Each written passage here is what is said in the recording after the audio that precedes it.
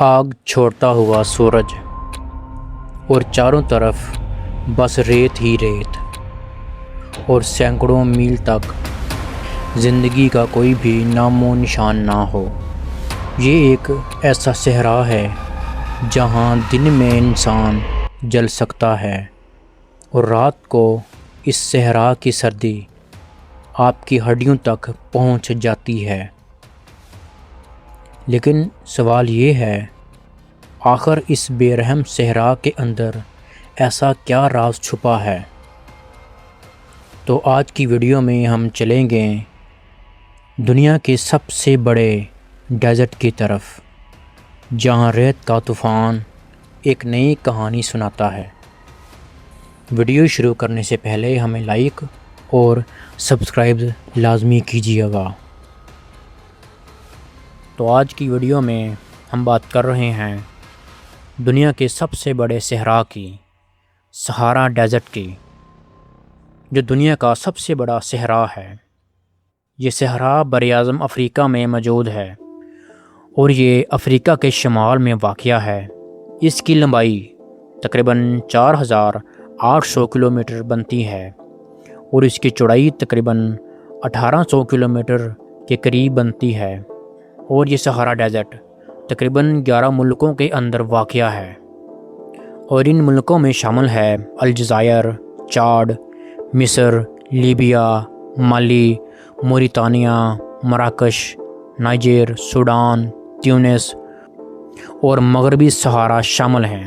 یہ بحر احمر سے بحر اوقیانوس تک اس کا آخری کنارہ ہے۔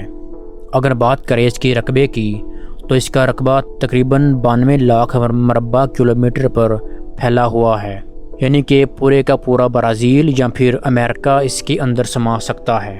صحارا صرف ریت کا ایک بے رحم سمندر نہیں تھا، یہ صدیوں تک انسانوں کے خوابوں، امیدوں اور جدوجہد کا راستہ بھی رہا ہے۔ کبھی انہی سنہری ریتوں پر لمبے لمبے قافلے گزرا کرتے تھے، اونٹوں کی لمبی لمبی قطاریں اس صحرا کے اندر سے گزرتی تھیں، اور تھکے ہوئے مسافر اس صحرا کے اندر آرام فرماتے تھے، اور دور دور تک کہیں نخلستان کی امیدیں لوگ مہینوں کا سفر طے کرتے تھے اس صحارا ڈیزرٹ کے اندر۔ لوگ کوئی سونا لے جا رہا تھا، کوئی نمک، اور کوئی اپنے بہتر مستقبل کی تلاش میں اس خطرناک صحرا کو عبور کر رہا ہوتا۔ دن کے وقت جلتی ہوئی گرمی، ریت کے طوفان اور رات کی خوفناک خاموشی کے باوجود یہ قافلے رکتے نہیں تھے۔ جب کبھی راستے میں کوئی نخلستان آتا، وہ جگہ ان مسافروں کے لیے جنت جیسی محسوس ہوتی۔ وہیں پانی ملتا، وہیں آرام فرماتے، اور وہیں دور دور کے لوگ ایک دوسرے سے تجارت اور باتیں کرتے۔ تو اونٹ کو اس لیے صحرا کا جہاز کہا جاتا ہے، کیونکہ انہی اونٹوں نے ہزاروں انسانوں کو اس بے رحم صحرا میں سہارا دیا ہے۔ وہ خاموشی سے ریت پر چلتے رہتے ہیں، جیسے انہیں بھی معلوم ہو کہ ان مسافروں کی امیدیں انہی کے قدموں سے جڑی ہوئی ہیں۔ آج کا خشک اور بے جان نظر آنے والا یہ صحارا ڈیزرٹ ہمیشہ سے ایسا نہیں تھا۔ ہزاروں سال پہلے یہ جگہ بالکل مختلف تھی۔ کبھی وہاں ہری ہری گھاسیں لہراتی تھیں، جہاں آج پانی کا ایک قطرہ بھی مشکل سے ملتا ہے، وہاں کبھی جھیلیں، ندیاں، چشمے بہتے تھے۔ ماہرین آثار قدیمہ کے مطابق تقریباً آج سے 9000 سال پہلے صحارا ایک سرسبز اور زندہ خطہ مانا جاتا تھا۔ یہاں بڑی بڑی چراگاہیں بھی موجود تھیں، لوگ یہاں آباد تھے، اور زمین زندگی سے بھری ہوئی تھی۔ لیکن وقت کے ساتھ ساتھ موسم بدلتا گیا، بارشیں کم ہونے لگیں، ندی نالے سوکھنے لگے، اور آہستہ آہستہ یہ خوبصورت زمین دنیا کے سب سے بڑے صحرا میں بدل گئی۔ آج جب انسان صحارا کی خاموش ریت دیکھتا ہے تو یقین کرنا مشکل ہو جاتا ہے کہ کبھی یہاں زندگی مسکراتی تھی۔ تو ناظرین، لوگ یہ سمجھتے ہیں کہ صحارا ڈیزرٹ اور اس کے اندر بڑے بڑے ریت کے ٹیلے ہوں گے، یا پھر ہر طرف ریت ہی ریت ہوگی، لیکن ایسا نہیں ہے۔ اس صحارا ڈیزرٹ کے اندر ہر طرف ریت موجود نہیں، بلکہ 30% یہاں ریت کے میدان موجود ہیں اور 70% یہاں پتھریلی علاقے موجود ہیں۔ کہیں پہاڑ بھی موجود ہیں اور زیادہ تر پتھریلی علاقے موجود ہیں، اور پہاڑی سلسلوں میں بہت سے پہاڑی سلسلے موجود ہیں۔ ان میں سب سے خاص پہاڑی سلسلے کی بات کریں تو وہ ہے اٹلس۔ یہ پہاڑی سلسلہ صحارا کے شمالی کنارے کے قریب پھیلا ہوا ہے اور الجیریا، موراکو اور تونسیا تک جاتا ہے۔ اصل میں یہی پہاڑی سلسلہ شمالی افریقہ کے موسم پر بھی اثر ڈالتا ہے، تو یہ پہاڑی سلسلہ اس صحارا کے موسم پر ایک دیوار کی طرح کام کرتا ہے۔ سمندر سے آنے والی نمی والی ہوائیں جب ان پہاڑوں سے ٹکراتی ہیں تو بارشیں پہاڑوں کے شمالی حصے میں ہو جاتی ہیں، لیکن جب یہی ہوائیں صحارا کی طرف آتی ہیں تو ان میں نمی بہت کم ہو جاتی ہے، اور اسی وجہ سے صحارا ڈیزرٹ میں بادل بہت کم بنتے ہیں اور بارشیں بھی نہ ہونے کے برابر ہوتی ہیں۔ یعنی اٹلس پہاڑی سلسلہ صحارا کو مزید خشک بنانے میں اہم کردار ادا کرتا ہے۔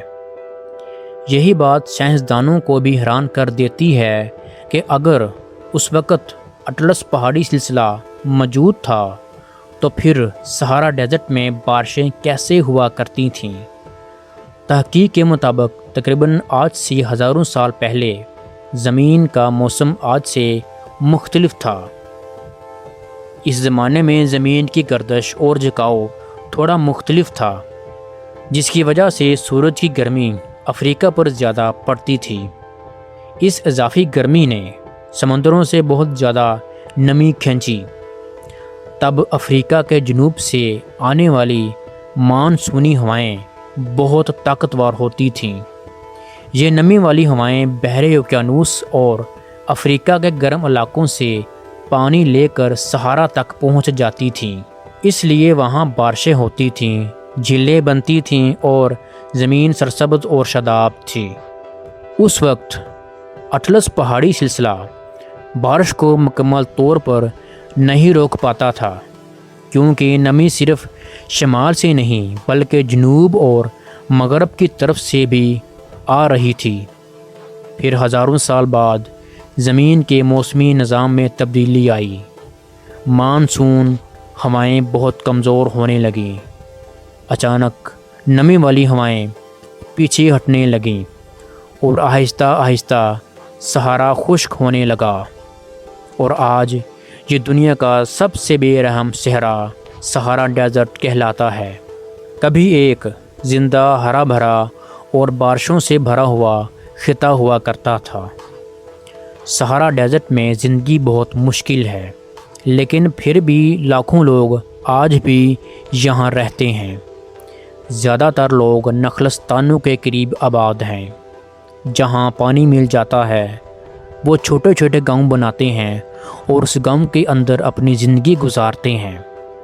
یہاں وہ کھجور کے درخت اگاتے ہیں اور اونٹ بکریاں پالتے ہیں اور اپنی زندگی سادہ گزارتے ہیں۔ کچھ لوگ خانہ بدوش بھی ہوتے ہیں جو اپنے جانوروں کو ایک جگہ نہیں رکھتے، بلکہ وہ ایک جگہ سے دوسری جگہ اپنے جانوروں کے ساتھ، اپنے سامان کے ساتھ ایک جگہ سے دوسری جگہ منتقل ہوتے رہتے ہیں۔ بات یہ ہے کہ یہ لوگ شہر منتقل کیوں نہیں ہو جاتے؟ تو اس کی کئی وجوہات ہیں، کیونکہ لوگ غربت کی وجہ سے اپنا علاقہ نہیں چھوڑ پاتے۔ کچھ اپنی زمین، اپنے جانور اور اپنے آباء و اجداد کی روایات سے بہت زیادہ لگاؤ رکھتے ہیں۔ ان کے لیے صحارا صرف رہنے کی جگہ نہیں بلکہ ان کی پہچان بھی ہے۔ بہت سے لوگ کہتے ہیں کہ ہم نے اسی ریت میں آنکھ کھولی ہے اور یہی ہمارا گھر ہے اور یہی ہمارا وطن ہے، ہم اس کو چھوڑ کر کہیں نہیں جا سکتے۔ اگرچہ صحرا کی زندگی سخت ہے، لیکن وہاں کے لوگ صبر، ہمت اور سادگی کے ساتھ زندگی گزارنا سیکھ چکی ہیں اس صحارا ڈیزرٹ کے اندر۔